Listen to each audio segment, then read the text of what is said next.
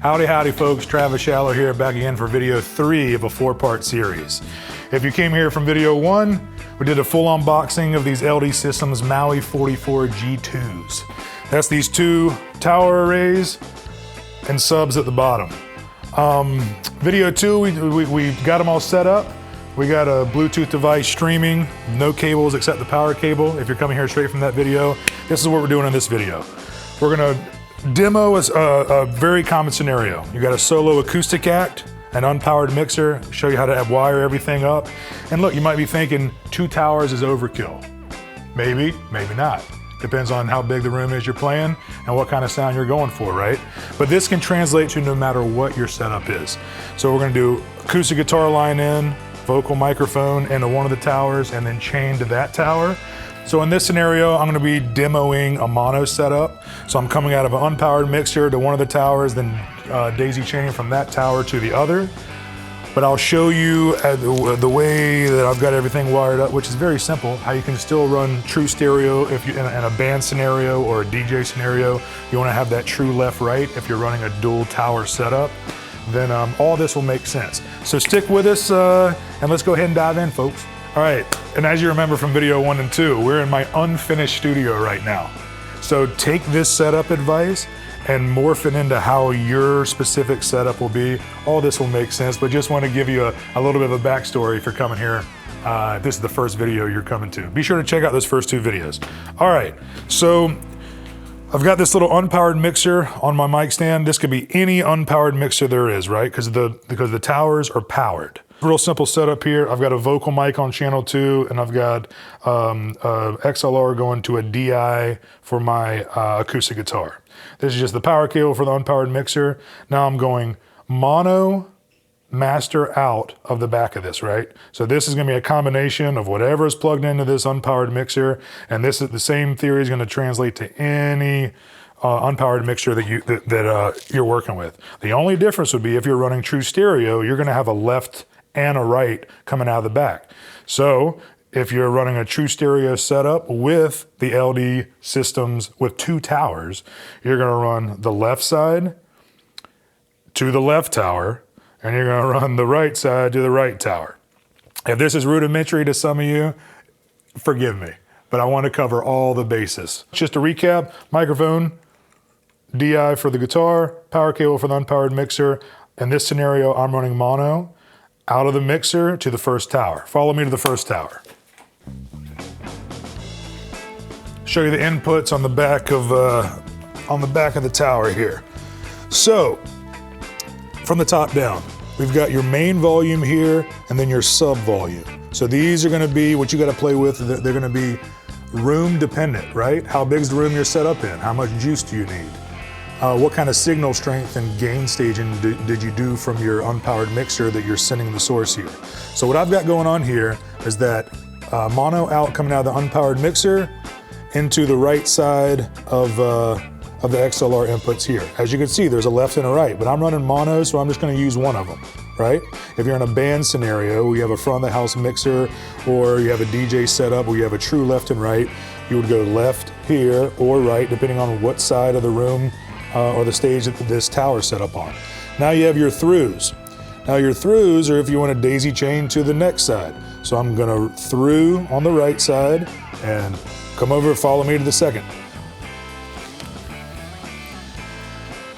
All right, so now since we came out of the other tower, now we're gonna go into the right input of this one. Remember, I'm running mono. So which side this goes in doesn't matter, because I'm not gonna be panning anything because I came out of a mono master out on the unpowered mixer. If you're running stereo, you would do this accordingly. If this is the left tower, you would be coming in the left. If it's the right tower, as in the right side of the stage or the left side of the stage. But again, your master volume, your master sub, a good starting point, now I've read this on some of the LD forums, is to start with the main volume at 75%, and then, give or take. Be a tweaker. Don't be scared to tweak these. And then your sub volume a little bit up the middle, but I've been tweaking with this and tampering with it the last couple of days because I like to twist knobs.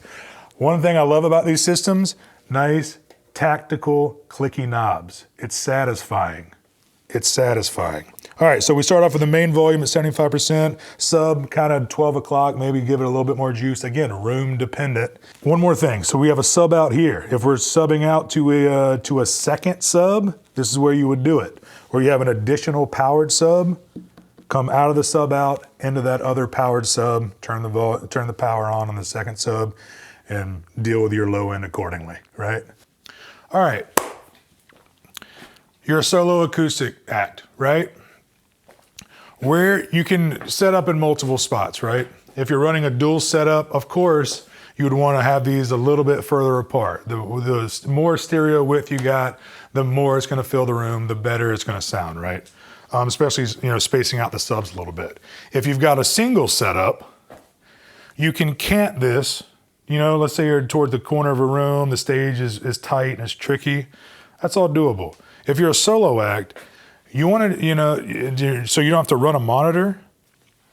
This can be your monitor. There's a way to do it. I run a cardioid mic, so it's a nice little tight pattern, so I can kind of block in between, use my body as kind of like a feedback resistance between the system and the mic, right? So you can get higher output and without feedback. And you can, these things, it throws a wide sound, but you can still use this as a monitor. It's the mains and a monitor, and it sounds fantastic. Plus you can really feel that low end kind of behind you. It's a cool setup. All right, so let me just run through a few EQ things here. All right, so I've already got my gain levels set for my vocal mic and the acoustic guitar. You guys know how to gain stage stuff, right? And all your EQ for the towers, there's no built-in EQ to either tower. So all your EQ is going to come from your unpowered mixer. Whatever unpowered mixer that you're running, you've got individual EQ and probably an overall master EQ that you're sending to the towers. In my situation, this is a basic setup, just showing you kind of how to wire everything up. When I unmute the guitar,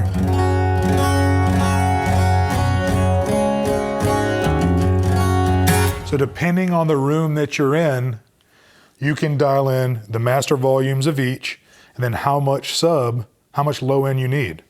With acoustic guitar, especially like an under the saddle piezo pickup, a lot of them have a lot of low end. Sometimes you got to tame it. Sometimes you're on an outdoor gig and you want to have that cooking, right? You've got individual sub volumes on both towers you can tweak.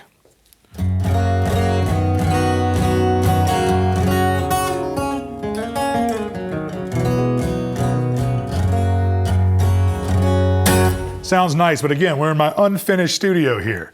It's so hard to describe what a speaker sounds like through the internet, right? I'm sure you guys have watched other videos and you're like, what does it sound like?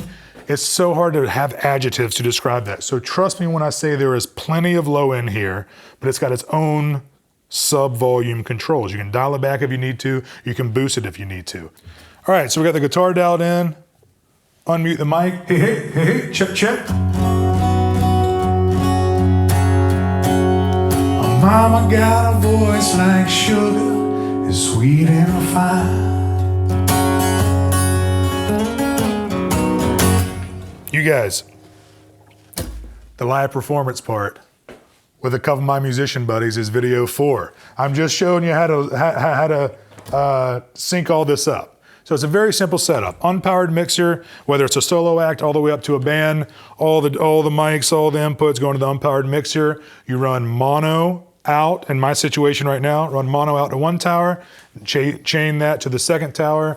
If you're running a band and you want true stereo, you send your left out of your unpowered mixer to the left tower, your right from the unpowered mixer to your right tower.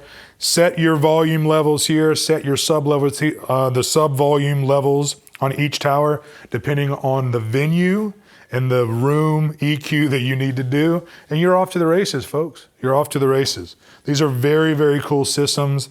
The LD Systems Maui 44 G2s. Before you jump to video 4, let me show you how easy it is to tear these down. I want to show you my favorite feature too, the caster wheel add-on brace thing that hooks up to the back of the sub for loadout. Okay, so you've already got your mixers turned off. Let me just turn the power subs off, turn everything off. You're about to break down after the gig. You're pressing the flesh, meeting and greeting, selling your merch, yada, yada, yada, right? Good gig, you're rolling high from it. You unplug. I love these locking XLRs too. Remember, power cable, push back, quarter turn out. Okay, so now you've got your padded bag here for the towers. All right, you've got your little padded things here, right? Okay, this all makes sense. You pull out the top tower, clicks right out. You take your little foam insert, goes in, protects these. Come in down to the padded case, drop it in one side. Got space for the other. Unclick it, padded. On the thing, you're in there. Come to the padded case. In we go.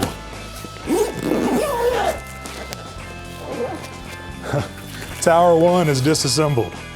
Now remember from video 2, the little magnetic latching thing that's so, if you hear that? That's satisfying. Okay. Now it's got a slip cover, right, for the sub. But before I hook this up, you gotta get this to the car. Big old slip cover. Nice padding too. Every musician's favorite thing. Gear with wheels on it. So as you can see, this is specifically made for these subs. So come over, get a little closer look. You can see these latches on both sides where these quarter turn latches lock in. So you just put it right up to the back of it. Right up to the back of it. Quarter turn, just like your road case for your amps. Now you got casters locked onto the back of it. So you don't want to break your back. Now it's a one-man job with wheels. And this is what every musician likes. Take it right out to the car. Unhook there's 2 latches. Get it up in the touring van, get it in the trailer, get it in the back of your solo ride. Take the handles off, come back, get the second sub. That's the kind of detail that I like. I don't want to lug stuff around. Give me stuff with casters on it. Great padded case for the towers. Bing, bing, bing. Don't stand on it. That was, demo purposes. And then you got your great padded slip cover case for the sub.